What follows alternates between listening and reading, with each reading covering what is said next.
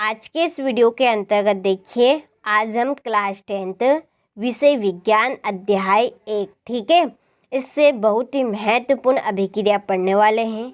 Redox अभिक्रिया किसे कहते हैं, उदाहरण सहित समझाइए। ठीक है, इस अभिक्रिया के पहले हम 4 अभिक्रिया पढ़ चुके हैं।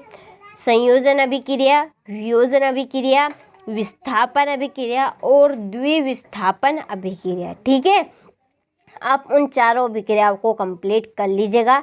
चैनल पर जाकर आप प्लेलिस्ट चेकआउट कर सकते हैं। ठीक है, उनको मैंने बहुत ही अच्छे से समझाया है और हालांकि आपको समझ में भी आ गई होगी। तो उसी तरह से मैं आज की इस वीडियो में आप सभी को रेडॉक्स अभिक्रिया बताने वाली हूँ। ठीक है, चलिए देखते हैं हम रेडॉक्स अभिक्रिया क्या है, इसका उदाहरण भी समझेंगे। ठीक है, चलिए देखते हैं। रेडॉक्स अभिक्रिया को उपापचयन अभिक्रिया भी कहते हैं, यानी कि इसका दूसरा नाम क्या है, उपापचयन अभिक्रिया।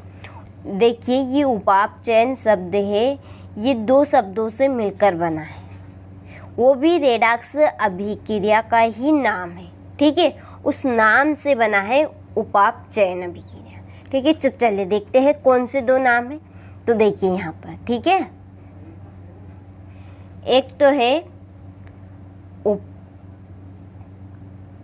उपचयन, ठीक है, उपचयन, और दूसरा है अपचयन।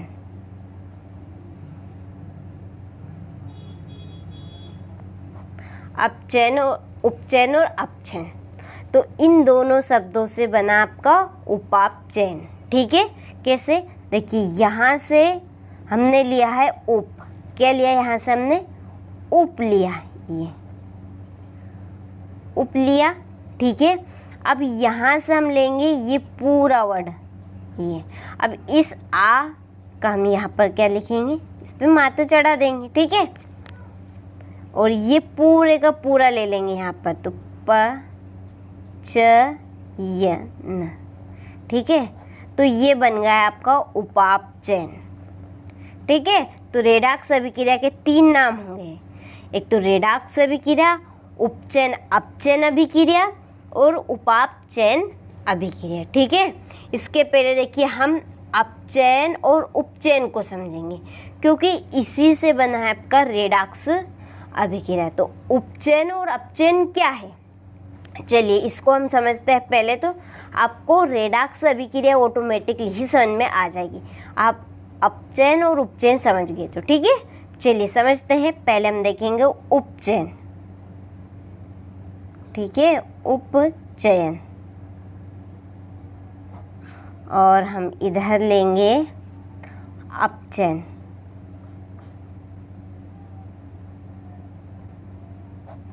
ठीक है, चलिए देखिए, इसमें आपको 2 बात ध्यान रखनी है, केवल 2 बात ध्यान रखेंगे ना, आप उसमें ही समझ जाएंगे उपचयन और अपचयन को। ठीक है, एक तो इसमें रहेगा ऑक्सीजन, ठीक है, और है H से हाइड्रोजन।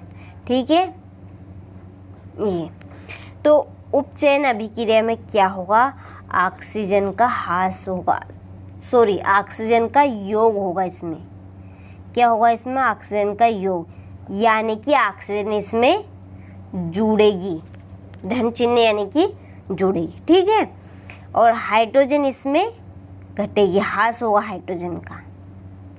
ठीक है, जिसमें ऑक्सीजन जुड़ेगी, हाइड्रोजन का ह्रास होगा, वहाँ उपचयन अभिक्रिया रहेगी। ठीक है, अब इसी का आपको उल्टा करना है, तो उल्टा कैसा, देखिए ऑक्सीजन, इसमें ऑक्सीजन का योग था, तो इसमें ऑक्सीजन का क्या होगा, ह्रास होगा। ठीक है, ये, और हाइड्रोजन, इसमें हाइड्रोजन का ह्रास हुआ, तो इसमें हाइड्रोजन का क्या होगा, योग होगा, यानी कि इसमें हाइड्रोजन क्या होगी, जुड़ेगी।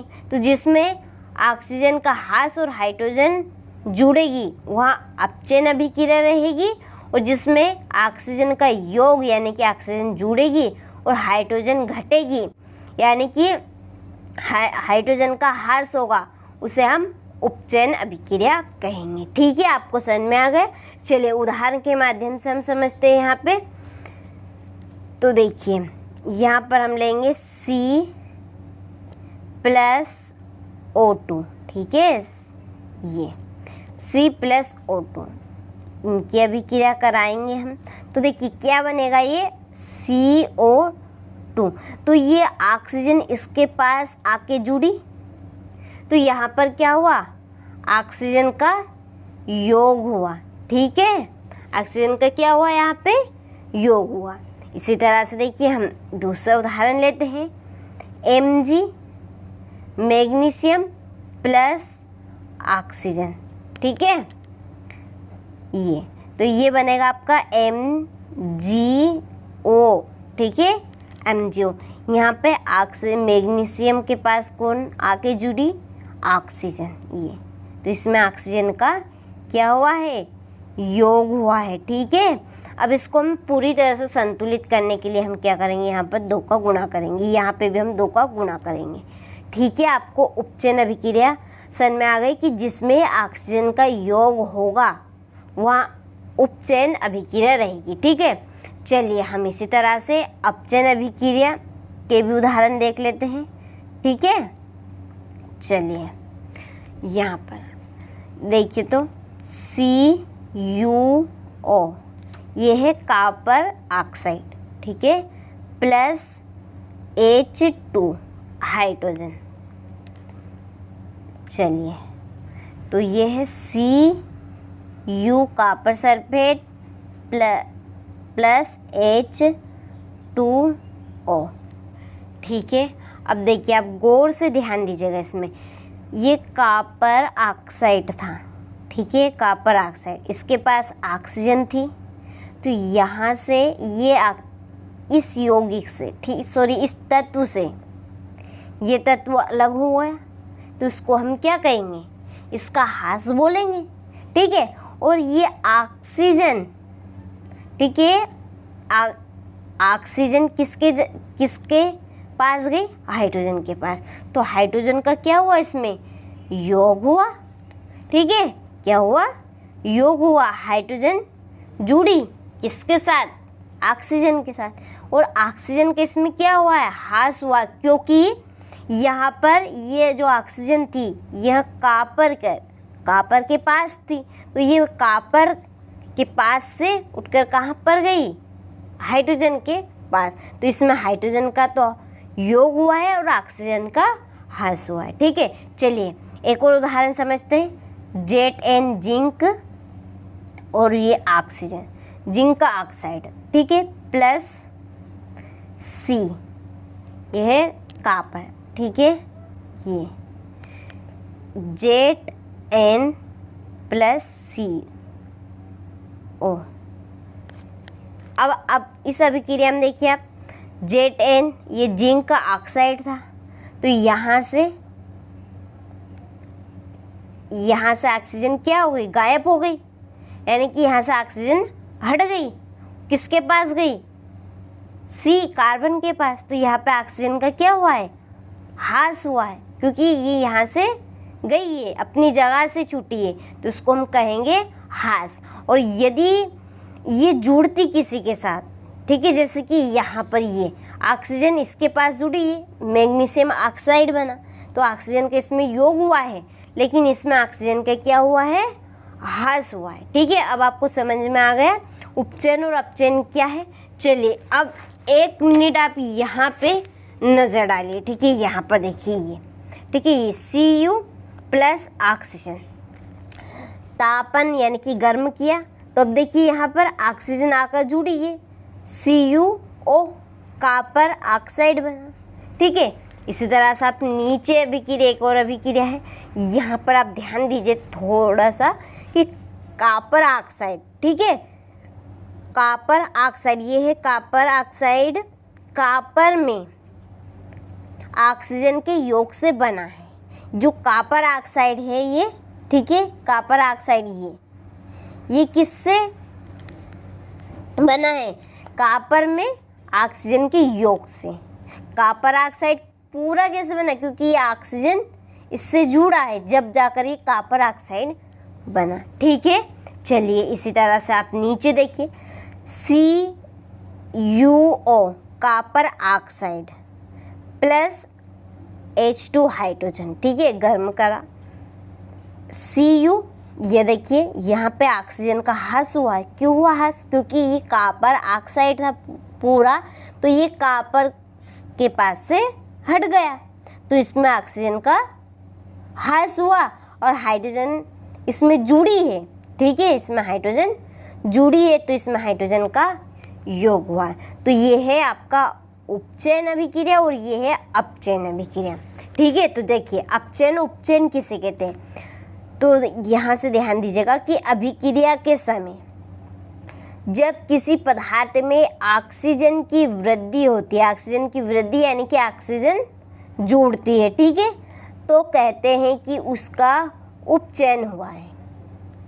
ठीक है, तथा जब अभिक्रिया में किसी पदार्थ में ऑक्सीजन का ह्रास होता है तो कहते हैं कि उसका उपचयन हुआ है। ठीक है, अब समझ में आ गया कि जिसमें ऑक्सीजन का योग होगा, जिसमें ऑक्सीजन की वृद्धि होगी, उसको हम उपचयन कहेंगे, और जिसमें ऑक्सीजन का ह्रास होगा उसको हम अपचयन कहेंगे। केवल आप एक ही तरफ का ध्यान रखिएगा और उसका उल्टा कर देगा। चलिए आगे देखते हैं और भी हम यहाँ पे। ठीक है, चलिए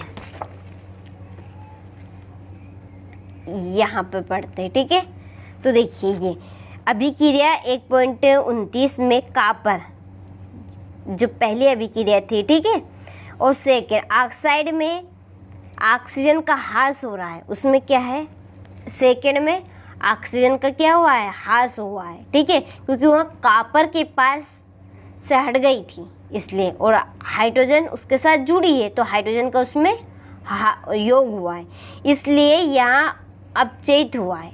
और हाइड्रोजन में ऑक्सीजन की वृद्धि हो रही है, इसलिए यहाँ उपचयित हुआ है। ठीक है, अर्थात किसी अभिक्रिया में एक अभिकारक उपचयित तथा दूसरा अभिकारक अपचयित होता है, तो इन अभिक्रियाओं को उपचयन या उपचयन अपचयन अथवा, ठीक है, रेडॉक्स अभिक्रिया कहते हैं। तो किसे कहते हैं रेडॉक्स अभिक्रिया, कि जिसमें एक अभिकारक का उपचयन होगा, दूसरे का अपचयन होगा, उसको हम रेडॉक्स अभिक्रिया कहेंगे।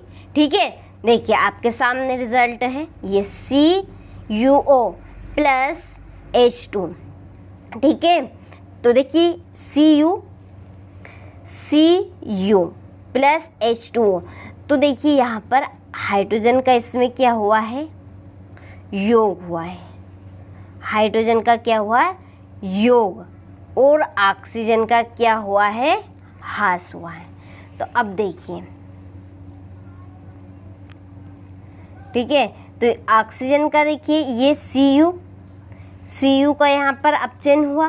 ठीक है, अपचयन यानी कि यहाँ से ऑक्सीजन हट गई, ऑक्सीजन हट गई तो ये अपचयन हुआ, और हाइड्रोजन जुड़ी तो उसको हम क्या कहेंगे, उपचयन, तो जिसमें हाइड्रोजन का योग होगा। ठीक है, चलिए तो अब आपको अच्छे समझ में आ गई होगी कि अपचयन और उपचयन किसे कहते हैं और रेडॉक्स अभिक्रिया किसे कहते हैं। ठीक है, तो चलिए अब आप परिभाषा नोट कीजिएगा, या हम अब रेडॉक्स अभिक्रिया का उदाहरण देखते हैं। ठीक है, एक उदाहरण रेडॉक्स अभिक्रिया का भी समझ लेते हैं।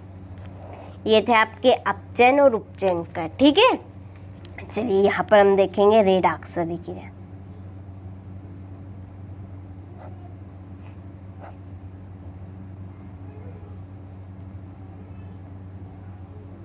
ठीक है, चलिए रेडॉक्स अभिक्रिया, यहाँ पर ZN, ठीक है, प्लस ZNO प्लस C